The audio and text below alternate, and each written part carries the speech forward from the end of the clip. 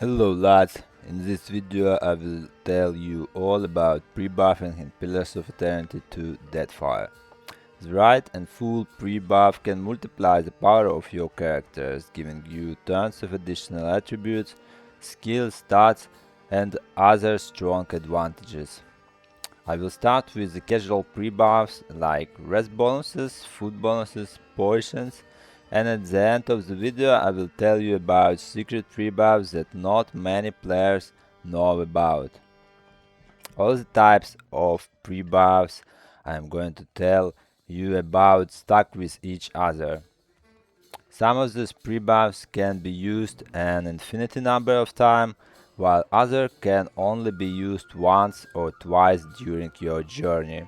So keep that in mind, and I highly recommend using the strongest pre-buffs which you can only use once in a game, only at the late game against the strongest encounters. So let's move to the types of pre-buffs. And rest bonuses are multiply buffs. It's a pretty casual thing. You can get bonuses from drink, food and taverns. Best bonuses from the rest you can get from the tier 3 food. You need to choose the best buff which your build needs or based on the encounter that will be next. For example, if you struggle with powerful high tier afflictions during a fight, you can use the Captain's Bucket or Shark Soup to get full immunity to mind or body afflictions, which makes these fights much more easiest. Or for example, if you are going to fight high level constructs with tons of armors rating, you can use Hot Razor Skewers for +2 additional penetration, which increase your damage. I will not dwell too much on this type of pre-buffs, but I do want to emphasize Healer Bounty, which you can get from a properly configured custom legacy. If you want to know how to create the perfect legacy, check out my Pillars of Eternity 2 guides playlist. Healer's Bounty gives you a super strong buff, +10 to all defenses, +2 to all skills and +25% to max health. This is pretty unique as it is one of only 2 resting buffs in a game that can increase your deflection. And the second resting bonus I want to emphasize is Constantine's Message. This Wildmire Tavern bonus is available only if Constantine is currently recruited to your crew. Constantine Message give you +3 dexterity and +30% chance to reflect against the spells, which is super useful against high level casters and the mega bosses Sigil Master Adratic. The list of all food, drink and tower bonuses can be found in the video description below. Courtesans bonuses. It is multiply bonus which you can get from sex. The strongest bonus you can get comes from the BDSM Fire Lady Rubina at Wildmire. The similarly powerful bonus with different attributes can be obtained from Constantine at Wildmire, but only if you have not recruited him to your crew yet. I also want to emphasize Irena, the beautiful old lady from the King Coffin.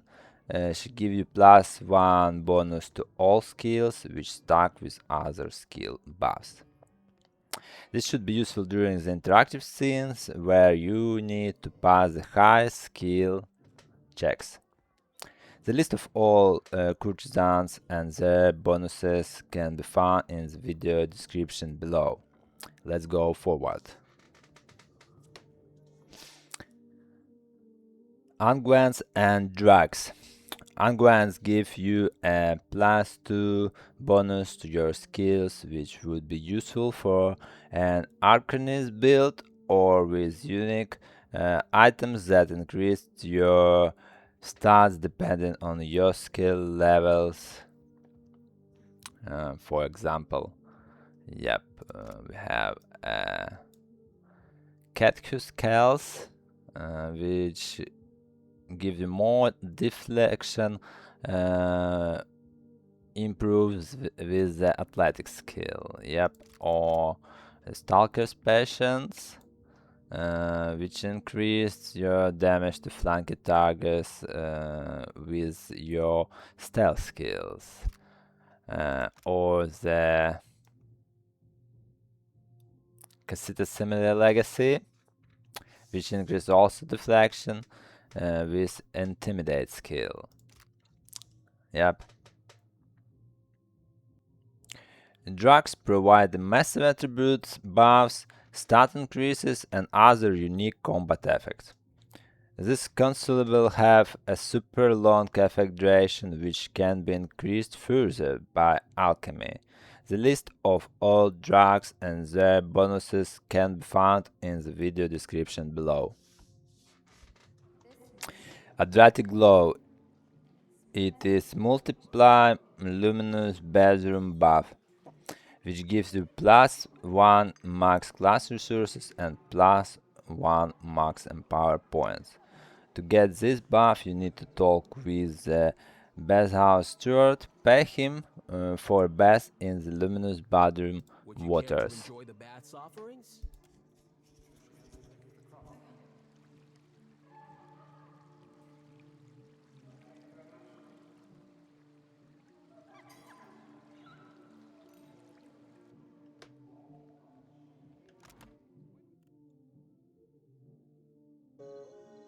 Dawnstar's Blessing. Blessing from Wenglis in Pot Magi, which gives you a +50% bonus to healing done with a +2 to religion.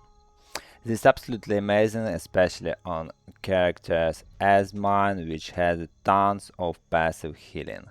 Important note that you can use it only once in a game. Highly recommended to use it only in the end game with the most hardest encounters.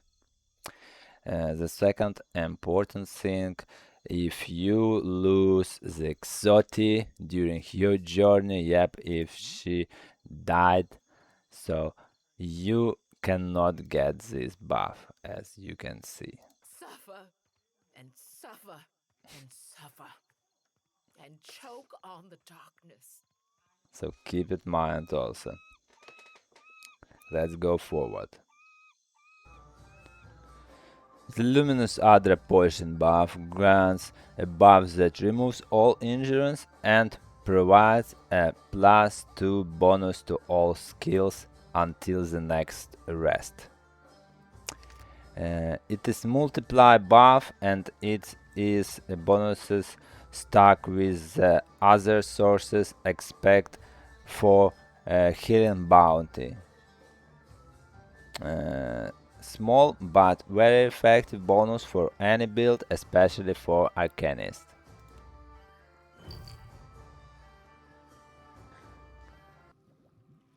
Alchemic buffs from Secret Island. All detailed information about this island you can check in my channel in Pillars of Eternity 2 Guides playlist. In-game name of this place is Outcast Respite. Yep. And it gives you +2 to all attributes buff, one of the strongest pre-buff in a game. You need to drink from Alchemic pool. The result can be buff +2 to attributes, vomit, no buffs, no penalty, and endurance. The result is random, but you can save game before each try to get that result what you want. It is multiply buff and endurance source. Why I mention the endurance? Because some strong unique items and chance activated only if you have had endurance. For example, it is all items from the Rikuhu sets The gloves give you immunity to constitution affliction when you have had endurance. Also the cloak gives you blood fire, which give you immune absolutely to fire source of damage. Yep. And the Rikuhu helm give you immortal will, which makes you uninterruptible when you have the one or more endurance. So let's go forward. Ngati's blessing +2 constitution, Termunga scripted interaction, or Hika fishing pool scripted interaction.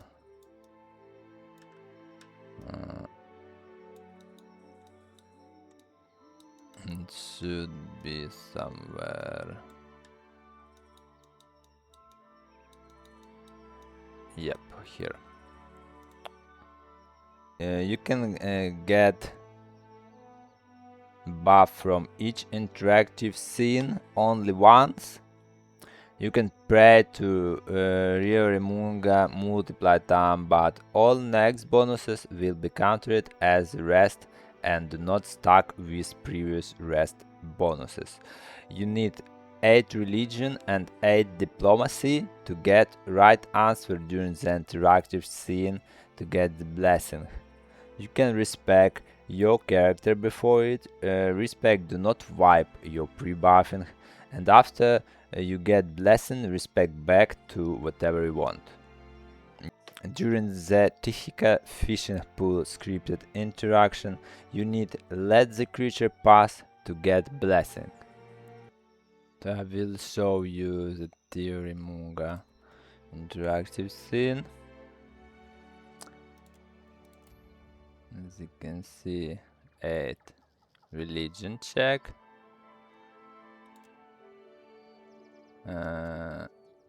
one so us, yep, and now we need to get diplomacy, well, 7 diplomacy, we pray with them, yep, and got our additional +2 to constitution and got his blessing, yep, as you can see, and it's stuck with the rest bonus Mahora wraps what we already had. So let's go forward. Rikuhu's blessing +2 to resolve. Blackrock Shrine scripted interaction. You can get this buff only once, the same as the previous. You can get this buff only once. You can pray at the Blackrock Shrine multiply time, but all next bonuses will be counted as a rest and do not stack with the previous rest bonus. You need 15 religion and 6,000 gold to get right answer during the interactive scene to get the blessing. The same, we need check the religion, yep. The local, I guess, slavers, not one account here, and this way just gives them 2,000 coppers, and after give 4,000 copper, and you got your blessing. As you can see, Mahora wraps,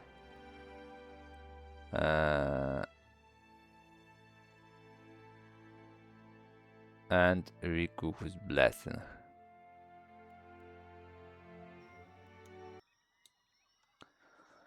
The nature's resolve, a +10 to accuracy and +2 to resolve. Tayakubi Vatrail scripted interaction, gained by eating the mushroom cap given to you by the Delemgan as a peace offering. Also one of the strongest pre-buff in a game which you can get only once.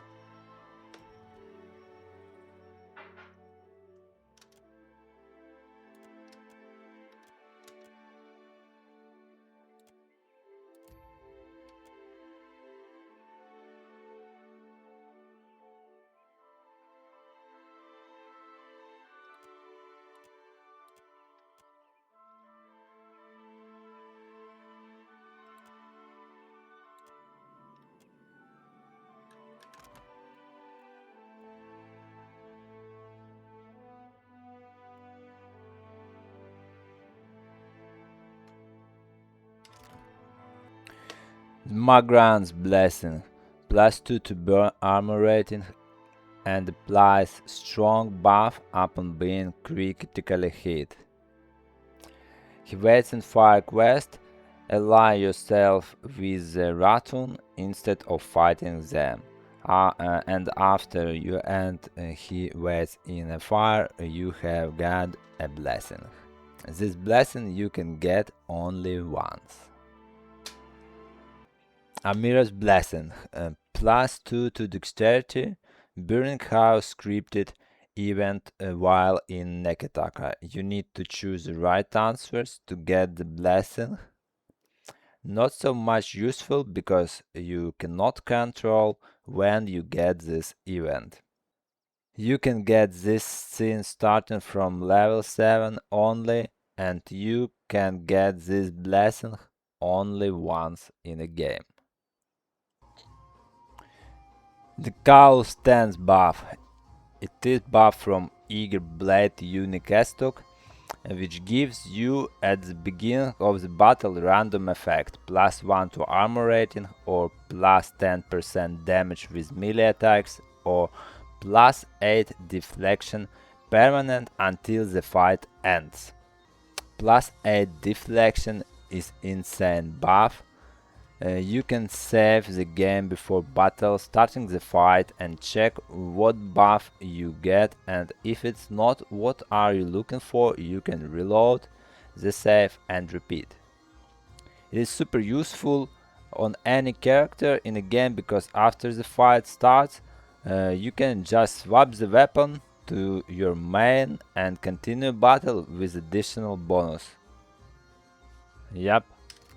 Now I will show you how it works. We start a fight, yep. And we get from the start a bonus randomly. Now we get +1 to armor rating.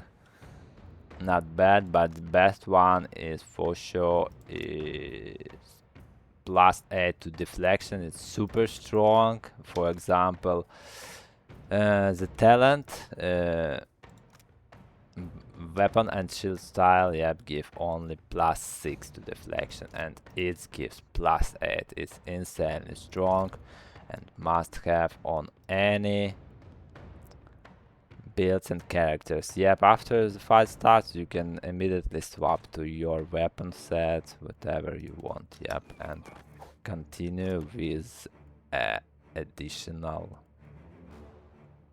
Kaul stance buff, yep. Pretty simple. If you have watched up to this point and know other types of pre-buffs, let me know in the comments below. Let's zoom how much advantages we can get from a full right pre-buff.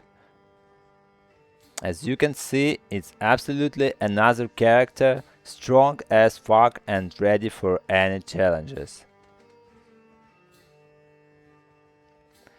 So thank you for watching, brothers and sisters. Do not forget to subscribe to the channel. Big thanks to all lads who already subbed, and good luck in your journey in the Deadfire archipelago.